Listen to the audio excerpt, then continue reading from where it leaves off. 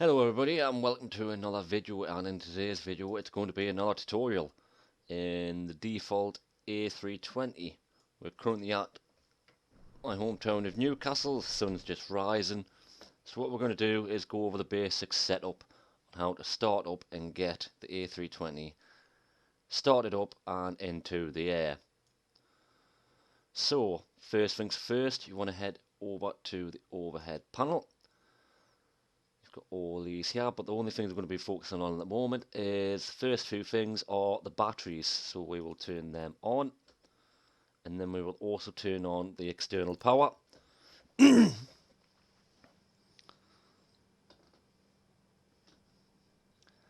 Then once the batteries and the external power is on, you can now start turning the fuel pumps on. So just clicking these along, make sure you don't see the off button. So now if we look down here, the flow is up and you've got all your fuel measurements here. Obviously fuel, that's personal preference depending on how far you're going and where you're going to. So we've got the batteries on, we've got the external power on, and then we have the fuel pumps on. So then what you want to do now is, obviously if you had a flight plan loaded in, it'd be loaded in on this flight display here. Don't know why it does it sometimes, but for some reason always brings on this display as a bit too bright. So what I'm going to do, if you look over the left hand side of the console, you can just bring the brightness down. Obviously it's personal preference, I don't like mine too bright because I can barely see it. And it is the same for the first officer brightness, so you can turn that down as well, but it's really irrelevant until I release the shared cockpit, which hopefully should be coming soon. So what else we're going to do, make sure my throttles are idle. Also, if you want the light brightness of this panel, this little knob here will make that brighter. And then we've also got the integrated lights for the center console down here. Going to make sure our rudder trim is reset, the flaps are set to 0, the speed brake is not set, engines are off, engine master switch is set to a normal mode. So what we've also got here is, this is your autopilot panel. So depending on where you are in the world, obviously there's a different altimeter for each different airport and various places around the world. So if I press B, that'll change. This is your altimeter, so it obviously sets this here, which is the altimeter. Certain places might be higher, some places might be lower, all depends on whereabouts in the world you are and which airport you're taking off from. So of course you have your flight director, your ILS, that's used for landing. If you want to go in an ILS and not hand fly it, this plane will land itself. It's designed to do it just in case of an emergency. Over here we've got the different sections and versions of the flight plan. So you've got plan, org, nav, VOR and ILS. And on to the right of that you've got the range, so you can zoom in. If I go on org, zoom in, zoom out. You've got your speed Mach if you want the knots or Mach. You've also got the speed selector button, so obviously select the speed when you're in flight, when the auto throttle is engaged. You've got the heading indicator if you want to fly heading mode, if you've got individual headings you should want to follow. Then you've got your autopilot master switches, so you've got autopilot 1 and autopilot 2. And then you've got your auto throttle, which normally comes on automatically once the autopilot's engaged and once you've set your speed. Then you've got the altitude button, has two settings. You've got 1000 feet, 100 feet, that's basically sets it so if you want to climb at 1000 feet or 100 feet, just in case you've got to add those different measurements in there. So say if you want to go to 10,000 feet to make it quicker, you can just go to 10,000, pardon me, got a bit of a cough, and then there you go. See, yeah, you click them back and forth depending on personal preference. Then you've got the expedite climb. If you hit this button, the plane will expedite the climb to whatever the altitude is set on the autopilot. And then you also have the vertical speed, so you can change the speed of how fast you go depending on, so you can either use this speed button here to set how fast you go up, or you can actually use this button, and there you go. So up, so that's climbing at 500 feet vertical speed, and when you come in the descent, you come out at 500.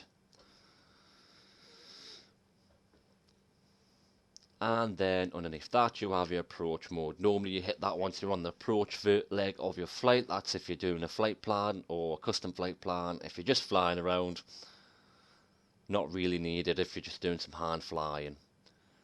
Now, obviously you've got the landing gear indication. Obviously when the landing gears are down, what you're looking for when you put the landing gears down is all three of those lights to go green. Those three lights, LED lights, will turn off once the gears are up and once you're in the air. Then underneath that you have your auto brakes. This is more for the landing part of the flight and also the takeoff, just in case you have a fault during takeoff and you've got to stop. So you've got the different settings. You've got low, medium, high. Obviously this is all conditions variant as well. Say if you're landing in ice or severely wet weather, you might want to go for medium or high. So then you've got in the center console, you've got your engine information, your N1, your EGT and your N2, and it also tells you that the parking brake is applied. That's one of the first things you need to do before anything, is to make sure that this parking brake is applied, and you can find the parking brake just below the rudder button. And since we're here, obviously you can't do nothing with the cockpit door or this here, the in-op. Printer doesn't work on the fly-by-wire one, it does. But just while we're down here, we also have our speed brakes. You can slide them back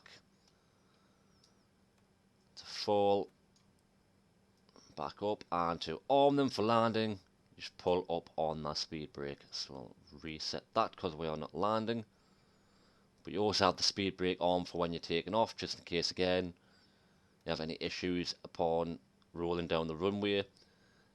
Got your flaps lever, so pretty self-explanatory. Click, pull down to set your flaps preference. Then over here you have your engine starter, which we'll go back to there. So you've got ignition start, and then you also have crank, and then you've got the engines 1 and 2 buttons on. You've got your throttle quadrant, so forward, nope, that's reverse, forward. Obviously I'm using the Airbus Thrustmaster controls, and then you have your pitch and trim to pitch the aircraft up and down as you see fit. Then we have the FMC over here. Obviously I'm not going to go into too much detail because it's just a basic guide, and I will do a video on how to set up flight plans and stuff, how to set up flights, SID stars, routes and all that stuff at a later date. All this in-op, you've also got more engine info down here, temperatures, how much fuel is available, what's the gross weight of the plane. You've got your landing gear knob up and down, your clock, and then you've also got the terrain button on, just to see if there's any terrain coming down where you're flying your terrain, so you don't crash. And obviously you've got your throttle side stick there. You've got your primary flight display, secondary flight display, same on both sides, nothing really changes. So back to starting up. So we've got the batteries on, we've got the external power on, we've got the fuel pumps going.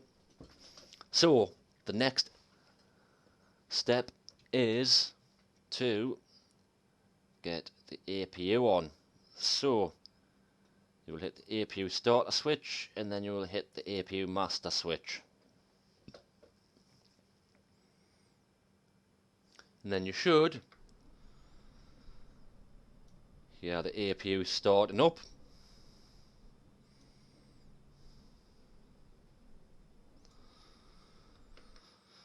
And then we will hit the APU bleed. There we go. In fact, hang on, I did that wrong. Actually, it's the master switch, then the start switch, then the APU bleed. So there we go. That's APU starting. If you want to know where the APU is, it's just this little funnel back here. It's just like another engine on the plane. APU stands for auxiliary power unit, so that basically powers the plane in regards to when the engine's off. Once the engines are on, the plane powers itself because the engines power the plane. So as you can hear there, it's just starting up now.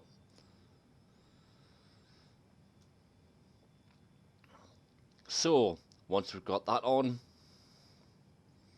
we'll turn our lights on, set to auto, runway lights on, landing lights on, taxi light, and now obviously we're not going to taxi and take off as it's just a basic guide.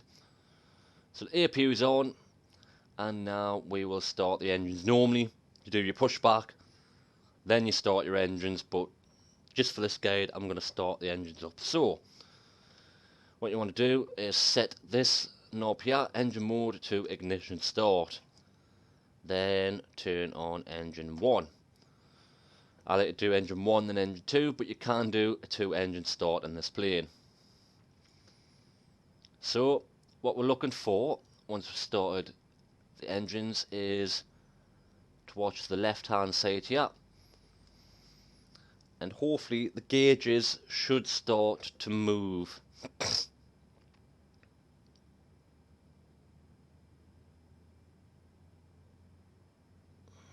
As you can see, the gauge, want to get it right in the middle here.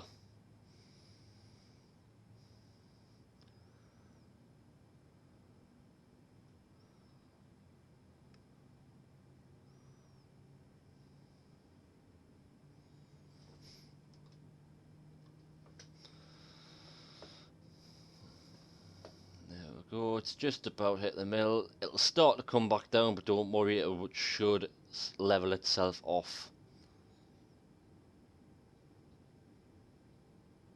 And there you have it. So we will then do the same for engine 2. That's the hydraulics kicking in.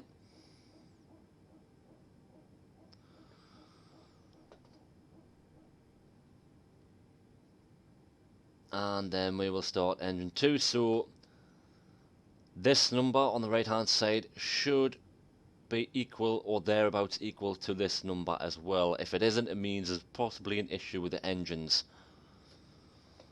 So we'll wait for number 2.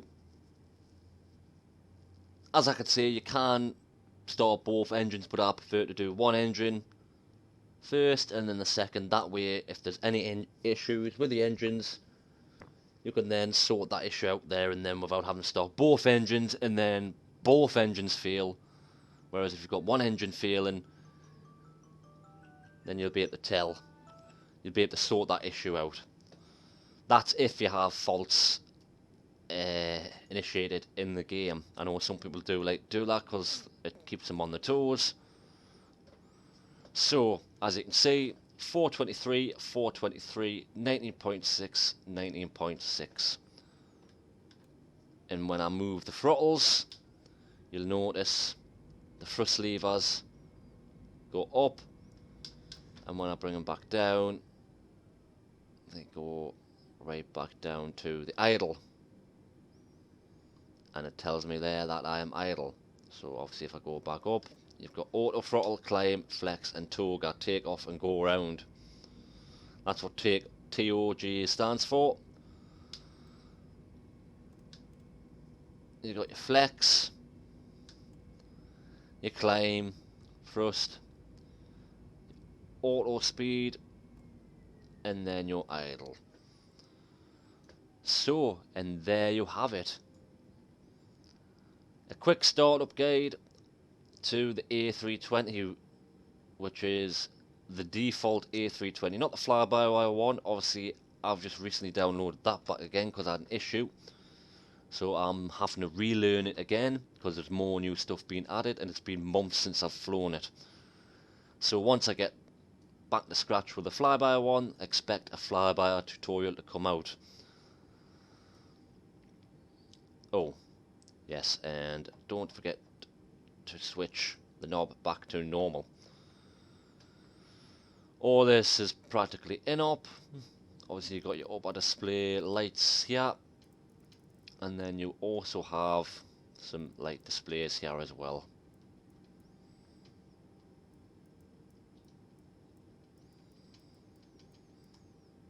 But that is it for today's tutorial, and I shall, if you like what you see, there will be more tutorials coming. Got a frog in my throat. But as we're saying, there'll be more tutorials like this coming in the future, especially the fly-by one, because I do enjoy flying the fly-by one. It's a lot more fun to fly than the normal one. Obviously, I know most users may not have the fly-by one, especially on Xbox, which is hopefully they'll release that one. And I think the next one I will be doing is a tutorial on the 787-10, so look out for that one in the future. So if you like what you see and you want to see more of these tutorials, please leave a like and a subscribe, and don't forget to hit that notification bell.